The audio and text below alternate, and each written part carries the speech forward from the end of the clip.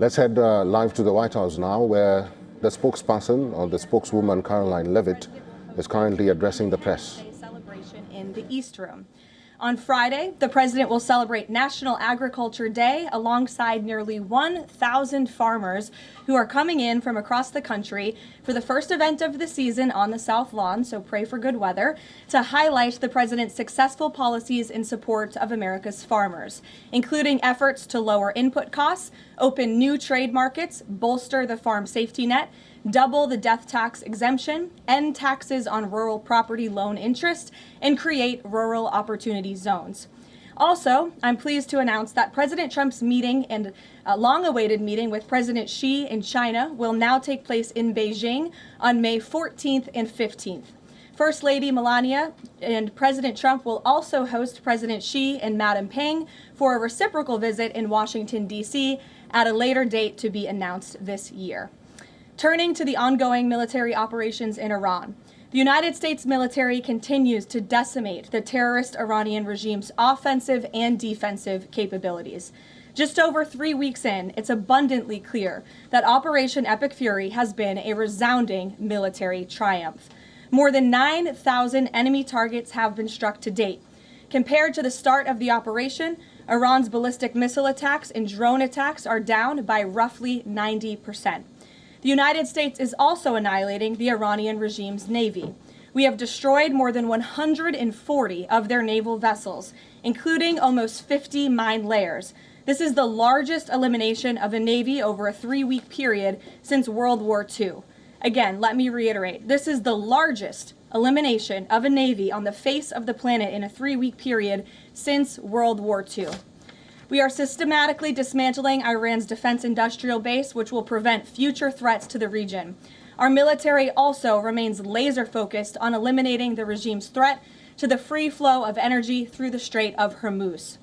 Over the weekend, we dropped several 5,000-pound bombs on an underground facility used to store equipment, including anti-ship cruise missiles and mobile missile launchers positioned along the coastline of the strait. Our military efforts grow more successful with each passing day, steadily degrading Iran's ability to terrorize merchant ships. For all of these reasons, we are very close to meeting the core objectives of Operation Epic Fury, and this military mission continues unabated. From the outset, President Trump and the Department of War estimated it would take approximately 4 to 6 weeks to achieve this critical mission. 25 days in, the greatest military the world has ever known is ahead of schedule and performing exceptionally. Day by day, the Iranian regime is being crippled, and their ability to threaten the United States and our allies is being significantly weakened. Their ambitions of building a nuclear weapon have also been crushed to an even greater degree than they were in Operation Midnight Hammer in June 2025. That's why you're beginning to see the regime look for an exit ramp. They recognize they are being crushed, their ability to attack American and ally forces, as well as their ability to defend their own territory is dwindling literally hour by hour. Following President Trump's powerful threat on Saturday evening, it was made clear to the United States that Iran wanted to talk. President Trump is willing to listen.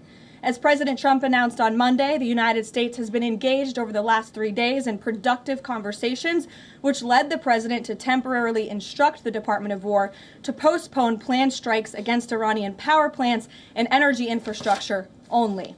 The remaining elements of the Iranian regime have another opportunity to cooperate with President Trump, permanently abandon their nuclear ambitions, and cease actively threatening America and our allies. But the president's preference is always peace. There does not need to be any more death and destruction.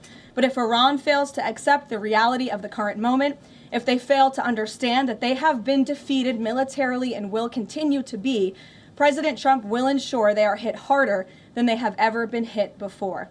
President Trump does not bluff, and he is prepared to unleash hell. Iran should not miscalculate again. Their last miscalculation cost them their senior leadership, their Navy, their Air Force, and their air defense system. Any violence beyond this point will be because the Iranian regime refused to understand they have already been defeated and refused to come to a deal. Here at home, we are now on day 40 of the Democrats' shutdown of the Department of Homeland Security. Democrats in Congress are forcing American travelers to wait in hours-long lines at airports across the country, robbing TSA officers and other federal workers of their hard-earned paychecks that they use to feed their families, and causing billions of dollars in damage to our economy. A father of 3 recently told CBS News that he felt he had no other choice but to quit his job as a TSA officer and find other work as the Democrats' shutdown of DHS continues. This is the quote from the father, and I encourage everyone to listen. "I think the hardest thing is seeing the struggle that my wife was going through and not trying to bring more stress to her," the father of 3 said, "but seeing her cry every night, how am I going to feed my family? How am I going to survive?" For the Democrats in Congress, the cruelty of this shutdown is the point. Nearly 500 TSA officers have quit since the Democrat shutdown began. President Trump, to alleviate this pressure, made the decision to send some of our amazing ICE agents to help alleviate that stress and address the long wait times. And for all of the critics of this solution a few days ago when it was proposed by the president, it is yielding results. Wait times have improved since ICE arrived, and they are doing everything in their power to help their fellow federal service members. But it's important to take a step back and remember, why is this even happening in the first place? For nearly 6 weeks, Democrats in Congress have kept DHS shut down because they care more about illegal aliens than American citizens. You have Democrat elected representatives in states across the country who are willing to inflict massive pain on their own constituents to fight for illegal aliens who broke our nation's laws to come here.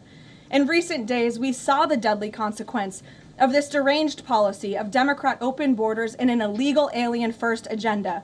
A beautiful 18-year-old girl, Sheridan Gorman, she was shot and killed in Chicago last Thursday morning while walking in a park with friends. The suspect in custody for murdering her is a Venezuelan illegal alien who was caught and released at the border by the Biden administration in May of 2023. Why would the Biden administration catch and release a Venezuelan illegal alien? That is not happening anymore under this president. But there are still tens of thousands, if not millions, of these illegal aliens in our country who seek to do harm to innocent Americans, like this beautiful young woman whose family will now never be the same because of her death. To make matters even worse, this monster was also released from local custody again after a shoplifting arrest, where? In the sanctuary city of Chicago in June of 2023. Again, another innocent American citizen had her life stolen from her because Democrats embrace reckless open border policies and reckless sanctuary city policies which put criminals back into American communities. How many more Americans have to die before the Democrats end this madness? President Trump's position is very clear. He wants the federal government opened, he wants the Department of Homeland Security funded, and he wants the Democrat shutdown to end immediately. The president will also continue to call on Democrat leaders in sanctuary cities and states like J.B. Pritzker, where this young, beautiful girl was murdered, to cooperate with ICE and stop releasing illegal alien criminals into American neighborhoods. It is for the safety of every American citizen, including all of the people in this room. With that, I will take your questions, and here in our new media seat today, we have Gabe Fleischer. Thanks, Caroline. Thanks, Gabe, for being here. Thank you. I have 2 questions for you. First, if the war in Iran continues past this current round of peace talks, and with thousands of troops on their way to the Middle East, is there a point, either a number of ground troops or a number of days, at which the president will consider seeking authorization from Congress? Well, as you know right now, that formal authorization from Congress is not necessary because we're currently in major combat operations in Iran. The Department of War and the President, as I said, estimated about a 4 to 6 week timeline for the full completion of these military combat operations. We're again on day 25 today. And as a courtesy, nevertheless, the administration did notify Congress, the Gang of 8, ahead of the launch of the operation 25 days ago. And we've also had our top national security officials go to Capitol Hill to brief lawmakers, again, out of courtesy and out of respect for them. So at this moment, it's unnecessary, but of course, President in this administration will always abide by the law. Gabe, or do you have a follow-up? Yes, sure, go ahead.